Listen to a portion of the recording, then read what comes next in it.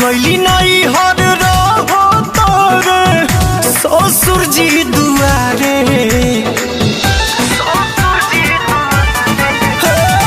सास गईली नहीं हर रहो तोरे ससुर जी दुआरे देखे लो जब सुघर लईकी लागे सीटी मारे शादी शुदा होके खोजे सखी पिया हमारे शादी शुदा होके खोजे ला कुमार सखी पिया हमारे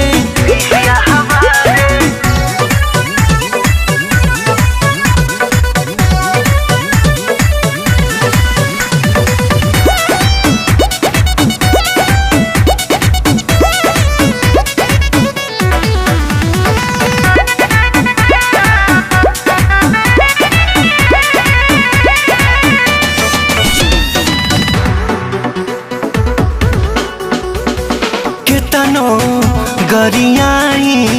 कोनो असर नहीं बावे हम के तनो गरियाई कोनो असर नहीं बावे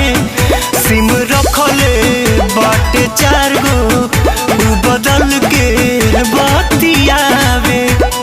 सोचले न रही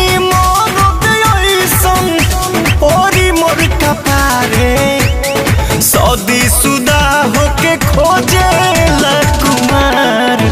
सखी पिया हमारे शादी शुदा होके खोजे ला कुमार सखी पिया हमारे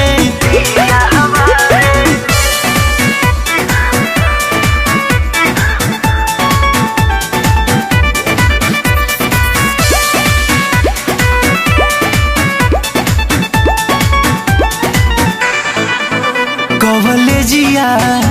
स्कूलिया के गेटवा